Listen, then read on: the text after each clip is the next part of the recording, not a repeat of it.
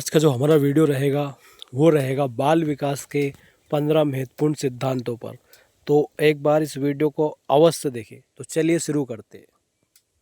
पहला प्रश्न, संज्ञानात्मक विकास के सिद्धांत या फिर कॉग्निटिव डेवलपमेंट थ्योरी के प्रतिपादक कौन है? इसका पहला ऑप्शन बी एफ स्किनर, दूसरा जीन पियाजे, तीसरा लेव बायोस्की और चौथा एरिक एरिक्सन्स। तो जो इसका राइट आंसर रहेगा वो रहेगा जीन पियाजे जी ने संज्ञानात्मक विकास का सिद्धांत दिया और इसी को संज्ञानात्मक विकास का जनक भी कहा जाता है।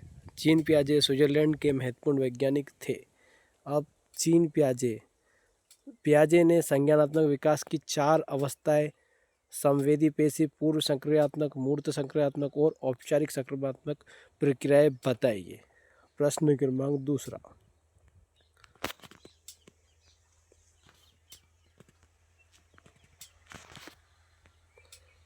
मनोसामाजिक विकास का सिद्धांत किसने दिया था? पहला सिगमंड फ्राइड, दूसरा एल्बर्ट बंडूरा, तीसरा एरिक एरिक्सन और चौथा लॉरेंस कोहलर वर्ग। तो जो इसका राइट आंसर आएगा ऑप्शन सी, एरिक एरिक्सन नामक वैज्ञानिक ने मनोसामाजिक विकास सिद्धांत दिया था। इसमें उन्होंने 8 चरण बताए थे। तो एरिक एरिक्सन ने मानव जीवन को 8 अलग अलग मनोसामाजिक चरणों जैसे विश्वास बनाम अविश्वास में विभाजित किया है। प्रश्न क्रमांक तीसरा, सामाजिक संस्कृति विकास का सिद्धांत किसने प्रतिपादित किया था? पहला लेव बायोस्की, दूसरा जीन पियाजे, तीसरा जॉन डीवी और चौथा जेरोम ब्रूनर। तो जो इसका राइट आंसर आएगा ऑप्शन ए, लेव बायोस्की ने सामाजिक संज्ञानात्मक विकास का सिद्धांत दिया है।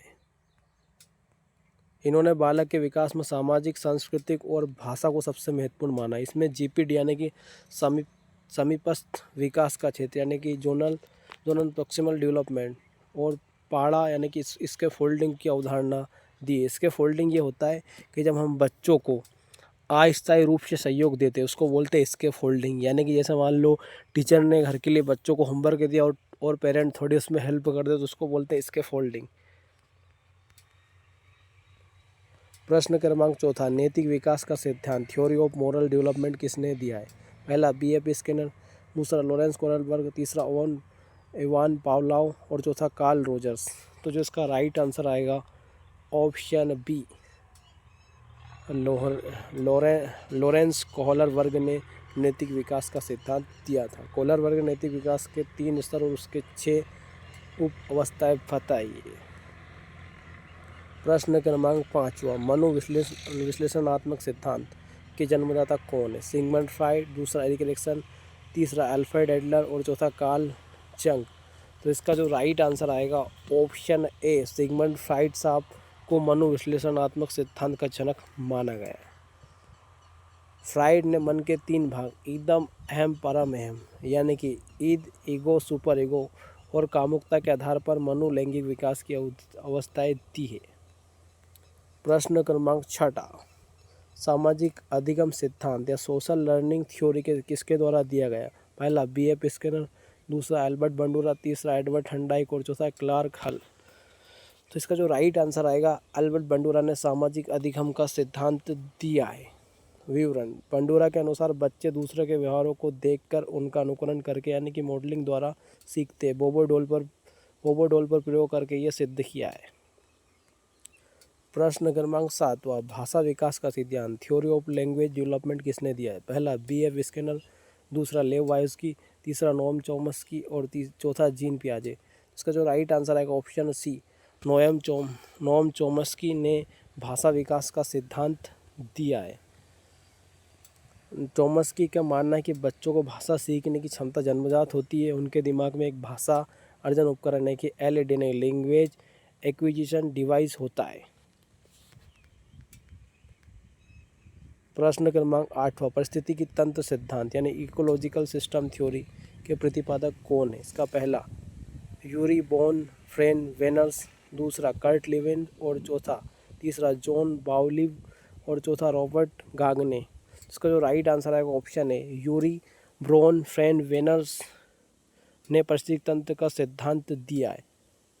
यूरी बोन फैन वेनर, इन्होंने बालक के विकास को पर्यावरण के प्रभाव को समझने के लिए 5 मॉडल मिक्रो, मेसो, एक्सो, मैक्रो, क्रोनो सिस्टम को बताया है। 9वां अधिगम का संरचनात्मक सिद्धांत डिस्कवरी लर्निंग कॉन्ट्रैक्टिविटीज थ्योरी किसने दिया है? जेरोम बूनर, दूसरा डेविड ऑसोवेल, तीसरा जीन पियाजे और चौथा जॉन टेवी। तो इसका जो राइट आंसर आएगा, जेरोम बूनर ने अधिगम का संरचनात्मक सिद्धांत दिया है।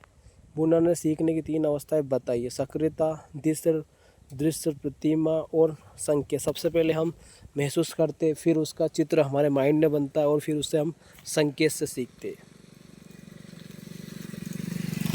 प्रश्न क्रमांक 10वां अंतर्दृष्टीय सूझ का सिद्धांत यानी कि इनसाइट लर्निंग थ्योरी किसने दिया? पहला वोल्फगैंग कोहलर, दूसरा B.F. स्किनर, तीसरा इवान पावलोव और चौथा एडवर्ड थर्नडाइक। तो इसका जो राइट आंसर आएगा, वोल्फगैंग कोहलर नामक वैज्ञानिक ने अंतर्दृष्टीय सूझ का सिद्धांत दिया है।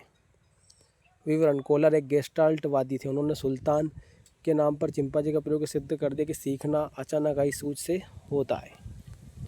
प्रश्न क्रमांक 11वां क्रिया प्रसूत अनुबंधन सिद्धांत के प्रतिपादक कौन है?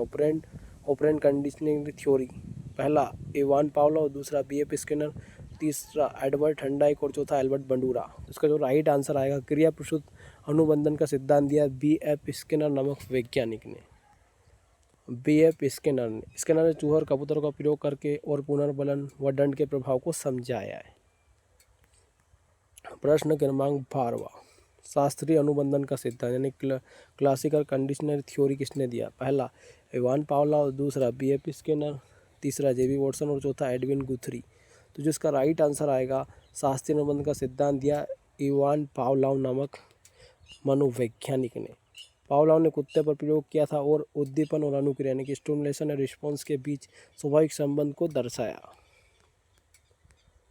प्रश्न क्रमांक 13 प्रयास एवं त्रुटि का सिद्धांत यानी कि ट्रायल एंड एरर थ्योरी किसने प्रतिपादित किया? पहला B.F. स्किनर, दूसरा एडवर्ड थर्नडाइक, तीसरा कोहलर और चौथा कार्ट लिविन। तो जो इसका राइट आंसर आएगा, ऑप्शन बी, एडवर्ड थर्नडाइक ने प्रयास एवं त्रुटि का सिद्धांत दिया था। एडवर्ड थर्नडाइक, इन्हें प्रथम शैक्षिक मनोवैज्ञानिक माना जाता है। इन्होंने बिल्ली पर प्रयोग किया, सीखने के मुख्य नियम, तत्परता का नियम, अभ्यास का नियम और प्रभाव का नियम दिया है। प्रश्न क्रमांक 14 व्यवहारवाद के जनक कौन है? J.B. वॉटसन, दूसरा विलियम जेम्स, तीसरा सिगमंड फ्राइड और चौथा इवान पावलोव। तो जो इसका राइट आंसर आएगा, J.B. वॉटसन को व्यवहारवाद का जनक कहा गया है।